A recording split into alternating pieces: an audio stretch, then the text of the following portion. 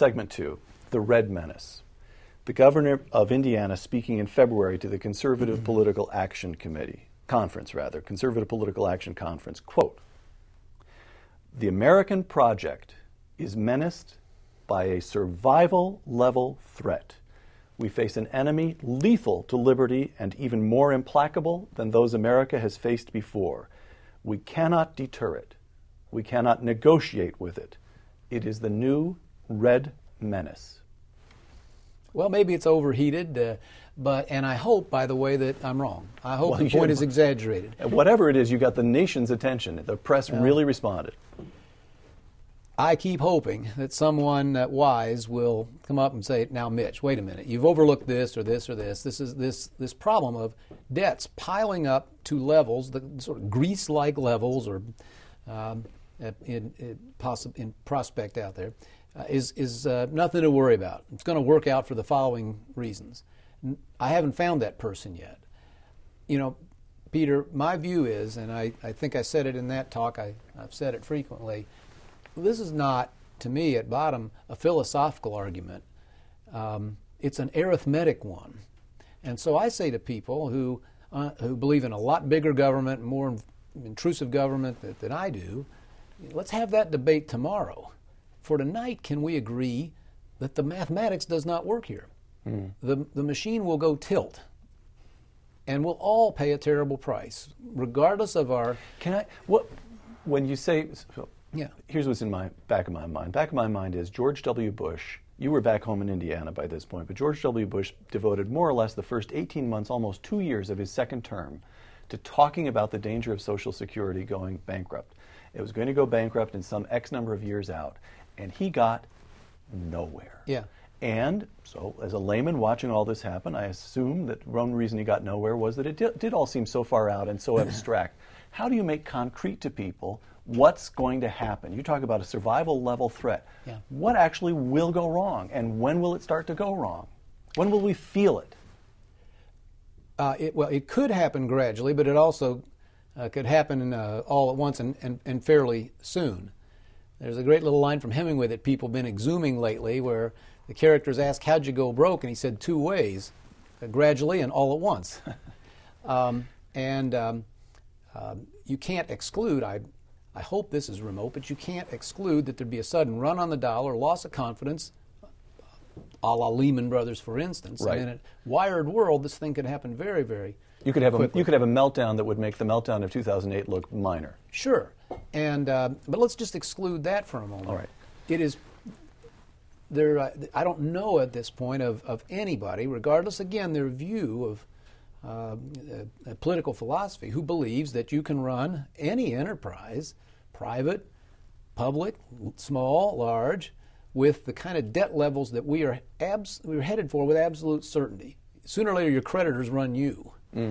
And so, there's all sorts of evidence that we'll have a permanently stunted economy, that the American dream of upward mobility, of one's children doing better than you did, will perish. And that'll lead, I think, to a loss of liberty. It'll certainly lead to a loss of influence in the world. It'll lead to much less national security than we probably really want to have. And so I think it's a problem we all share, whatever our differences on other questions. And again, I'm waiting, hopefully, for someone to tell me to calm down, and not as bad as I think. So unemployment in Spain right now, 20%. Yeah. 1 in 5 workers looking for a job can't get one. In Ireland, it's moving up in that direction. In Greece, the numbers are unreliable, but something like that, if not worse. That could happen here. I don't know how it doesn't happen if we wind up where those countries did in terms of the money they owe. So much of the entire substance of the economy going just to pay the interest on the bills you ran up in the past. So. Okay. Let me quote you again, Mitch. Again, this is your CPAC speech. We know what the basic elements of reform must be. Sunsetting the major welfare programs of the last century when those currently or soon to be enrolled have passed from the scene. The creation of a new Social Security and Medicare compacts with the young. Sunsetting Social Security. the revered program, 7 decades old, given to us by the great father of us all, Franklin Delano Roosevelt. Mm-hmm. You haven't just touched the third rail of American politics. You have given it a body hug. Well, first of all, I chose that word carefully. It doesn't, for a moment, disparage the system we've had to say that it may have worked great for a long, long time, but it may not work well going forward. You asked me earlier, why should we believe that any of these things can occur? I'll give you some reasons for optimism. One of them is that dividing the programs, whether it's Social Security or Medicare, saying to those who are counting on them now or will in 10 years or 15 years, don't worry about a thing. A deal is a deal. You're good to go. That you're going to have exactly the program that you expected. But you say to the young people who are getting a massive shaft in this country the way we're headed right now, they are paying for today's retirees. Some people haven't caught on to that yet, but they are. Today's workers pay for yesterday's workers. Right. And they have no prospect at present of anything remotely equivalent waiting for them when they get to their elderly years. So here's the reason for optimism. Tens of millions of Americans have been through this already.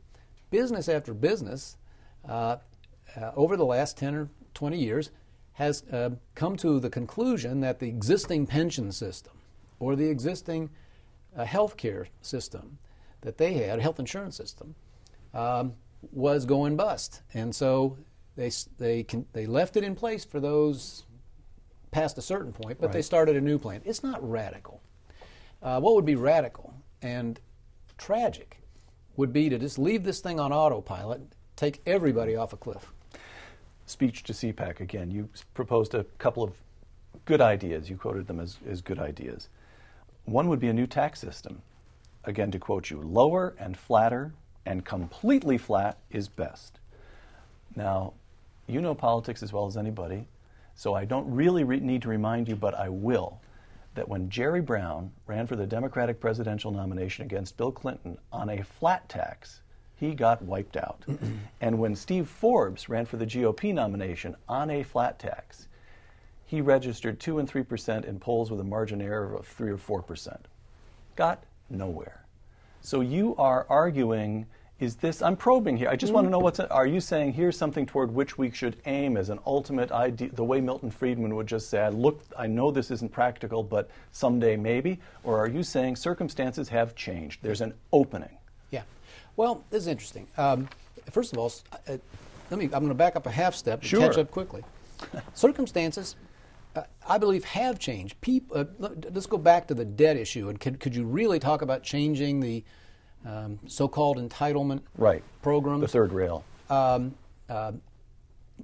now? Why when President George Bush got nowhere? Right. One reason might be that we've had this little intervening event, a terrifying recession associated with debt, and everybody knows it. And almost every American either had a personal, up-close and personal encounter with debt, or their family member did, or their neighbor did, or the business they were in did. And I think we'll have a permanent change in outlook from folks who have looked in the mirror and thought to themselves, Grandpa was onto something when he said, don't borrow too much. So now, let me switch back to the simpler, lower, flatter tax. Right. There's also, this one I think is a whole lot easier, and you'll remember, I spent a great deal of my time in my service to President Reagan out advocating lower, flatter taxes. The rates came way down. And we got them. The 86 reform worked. It did happen, yes. That's right.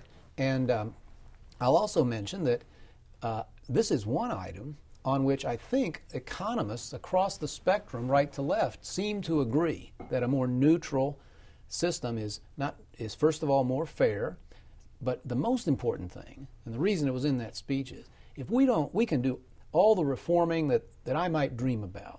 We can cut the federal government down in all the ways that we should.